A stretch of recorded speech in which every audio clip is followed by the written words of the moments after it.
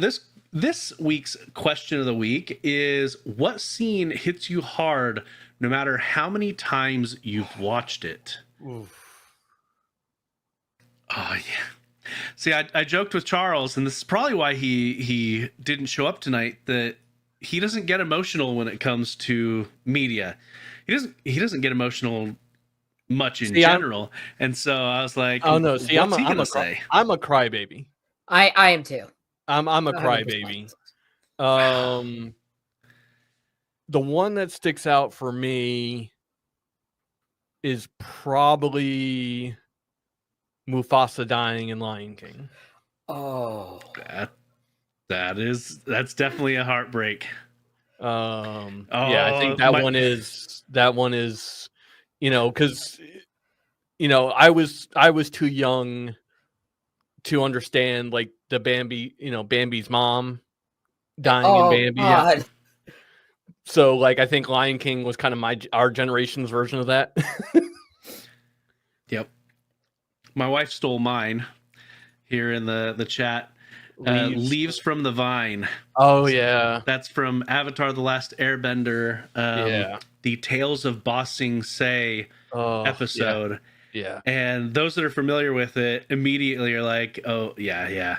Because a little bit of context for those that don't know, that is an episode where one of the more beloved characters is remembering his own son's death, and he sings a song called Leaves from the Vine in honor of his son.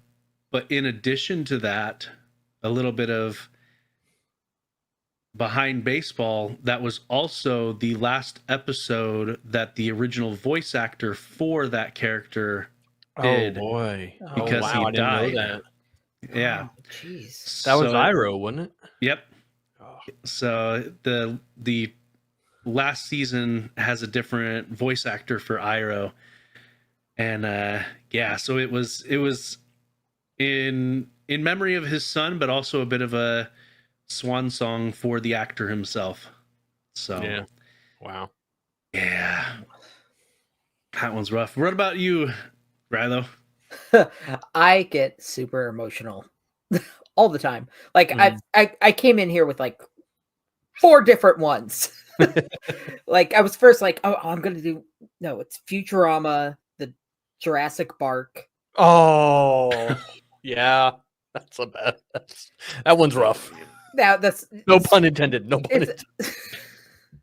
And but then I'm like, well, there was. Then you said Mufasa, and I'm like, well, that's a good one. That I also cry, and then I cried during every time I see the Doctor Who episode "Husbands of River Song" when she recognizes the Peter Capaldi's Doctor as being the Doctor. Okay. Because she goes on about how he doesn't really love her, and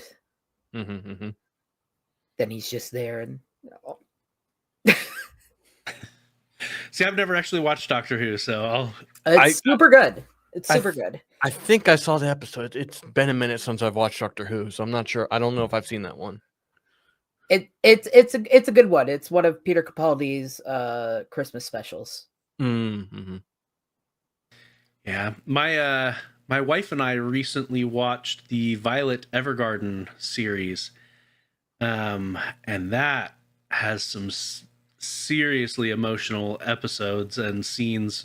And if you want to hear more about that, I was recently on Wait You Haven't Seen with TV's Travis talking about Violet Evergarden, and we talked about how much of an emotional heavy hitter that series and movie are. I mean, if you don't cry during it, I have to question whether you're an android or not. So I'd probably be bawling then. I like I said, I'm if there's a little bit of emotion, even if I'm not like super tied in to the characters, I will still tear up and choke up. Oh yeah, no, it is very heavy emotions, and they do it's a master class in writing a good story, to be honest. There's not much action in it, but from a character study and making you invested in those characters, it is amazing. So if you're just an action junkie like my mother-in-law, it might not do anything for you, but if you like those down to earth character connections, emotional, it's a good one. So we have to check that out sometime when I get a new box of tissues.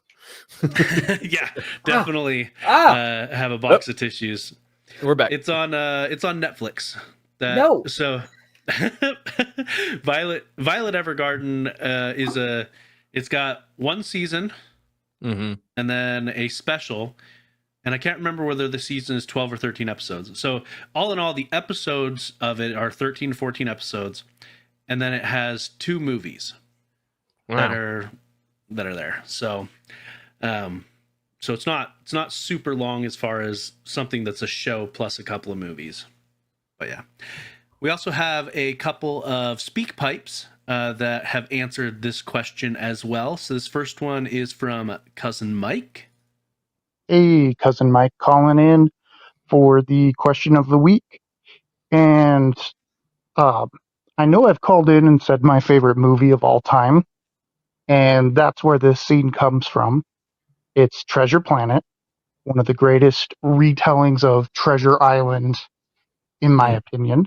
And it's the scene where Jim is in charge of securing all the lifelines, and then someone cuts Mr. Arrow's lifeline, and he falls into space, and then later after the storm or the black hole, they escape it. They do a roll call, and he's the only one gone, Mr. Arrow. And Jim's like, I had one job, and I blew it. I messed it up. I had one thing. And Long John Silver tells him, it's like, you've got the makings of greatness, and, just encouraging him and all that stuff. And it hits me hard because I feel like that's something we really don't get anymore, is positivity in shows and movies. We get funny, goofy stuff between two guys, but not positivity and building up. Yeah. Yeah. Definitely don't see much building up. I definitely agree on that. Yeah, current storytelling doesn't, at least the current trends rather, don't lend to that right now, and I would love to see that come back more, where those masculine bonds are beneficial to both in building them up and making them want to be better people. Because and it's not, it's like you said, masculine bonds, but also not toxic masculine bonds of like suck it up, that sort of thing. It's like you can feel it, you can feel your emotions, but and grieve and everything, but you can move on and do better. Yeah. Well, and Treasure Planet, that scene in particular is very hard hitting because both of them made the other want to be better. They encouraged each other through their words and their actions. And John is popping in saying Treasure Planet is one of his favorites as well. So I have to rewatch that. I haven't seen that in a very long time. It's been a real long time for me too. I watched it probably about 6 months ago or so with my boys. But yeah, it's a good one. It is very good. So my boys especially loved when he was basically air surfing or whatever on the glider that he builds. Okay. I remember that being a level in like the PS1 game for Treasure Planet. Oh man, Disney and their games back in the day, they were always they were good. They were good. They were just always way harder than they had any reason to be. So, well, games back in the day were harder in general. Yep. We won't go into that discussion. Yeah. That's all. I was gonna say that's a whole episode. I could go into all sorts of details about why that was, but Oh yeah. Yeah, if you didn't read the booklet, you were lost from the get-go because there was no hand holding back then. Yep. There was no tutorial stage. There was no nothing. Yeah. All right. This next one comes to us from Devo site. So the question of this week is, what scene hits you hard no matter how many times you've watched it? For me, that is very easy. The Color Purple, the very end scene. That movie, you have to have no heart to not feel that ending scene. It is actually one of my favorite movies. I remember, I was a teenager when it came out, and even then it was so strong and moving. So yeah, that is definitely the scene over and over. Never can get away from that one. I've never actually seen The Color Purple. I've seen the musical. So, I don't think I've seen that one either, unfortunately. I get it, but I probably would feel it more if I'd seen the original movie. Okay. All right. Yeah, I haven't seen it, so. All right. And then we've got one more, and this is from Tyler, aka The Full Run Through. The question of the week is, what scene gets you every time you watch it? And I know that a lot of people are going to go for like movies or TV, but mine actually comes from a Broadway musical. Okay. It's Seussical the Musical. It is based off of all of Dr. Seuss's work mixed up together. It mainly follows Horton Hears a Who, but you get various, scenes and clips from other books. Dr. Seuss, for me, growing up, was always my favorite. My mom read it to me all the time. So to see this musical is fantastic. And I listen to it constantly. But I have to time how I listen to it because I cannot be anywhere in public if I'm listening to the finale because I will lose it every time. The final quote of the show is, "The adventures were over, the sky became pink, and then guess what happened? Well, what do you think?" And even now talking about it, I'm like about to lose it. But it's just so brilliant. It ties the entire show together, and it gets me every single time. No matter what mood I'm in, I could be the happiest ever or the saddest ever.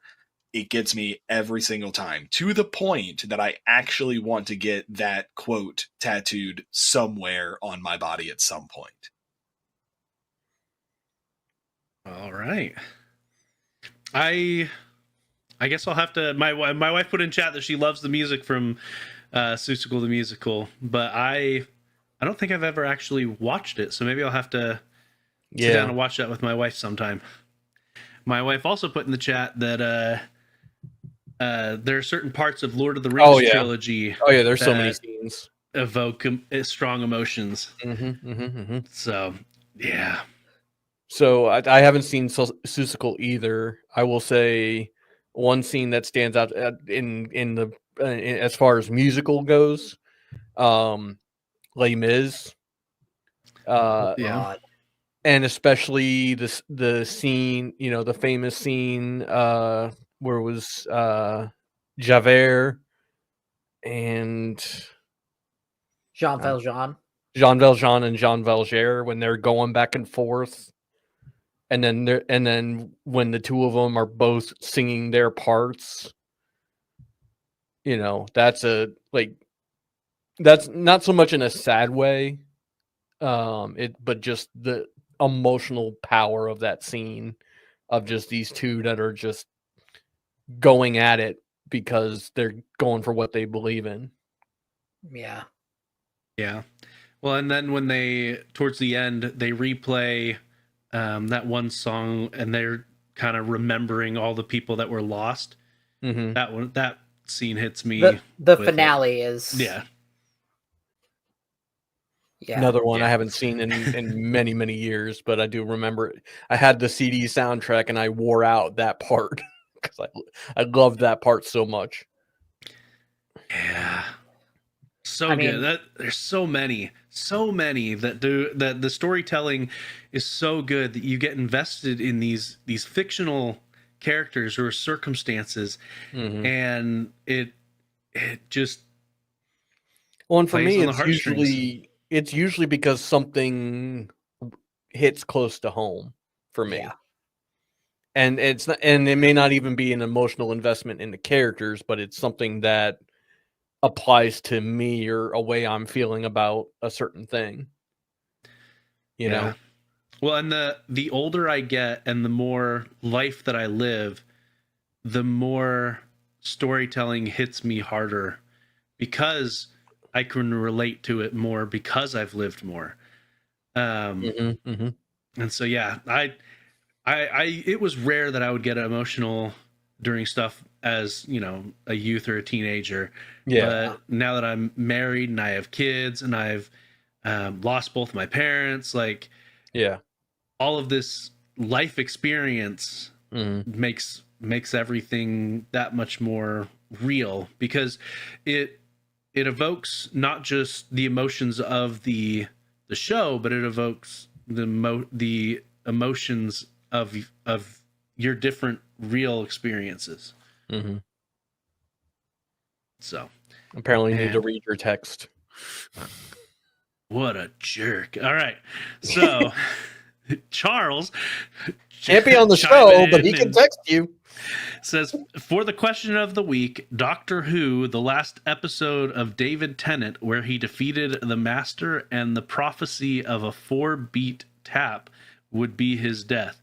He wins and we are all happy, and then you hear the two coming from his companion's dad, who has talked and will live. Or no, will die. Will having trouble reading here because Charles speaks at his phone, and so the grammar's not always great. Anyway, he goes through a huge screaming range of emotions to then sacrifice himself to save the dad, and it makes me cry every time I watch it. Yeah, to save Donna's granddad. I know I've seen that. It's been so long, unfortunately, I can't readily think of it. And then he's like sobbing as he regenerates, and it I mean, the majority of the regeneration scenes were always very emotional. Oh God. You know. Yeah. It's I've never seen it, but it sounds I would probably like Doctor Who, but I don't know. To be honest, I don't even know where to start, because I know that it goes super far back and has a convoluted history with all the different doctors. This was years ago. I happened to catch a Doctor Who marathon, and I started on season 9, which was I can't remember. I have to look it up. I watched maybe 3 or 4 episodes. I'd have to look at the list of doctors to know to know who it was that I was even. Oh, Christopher Eccleston was the 9th Doctor. Yeah. That's where I started too. That's because that's kind of the first modern Doctor Who, as I understand it. Yeah, it's the first season of the reboot. Okay, and that's the few episodes that I had watched were also with him. Yeah. So, yeah.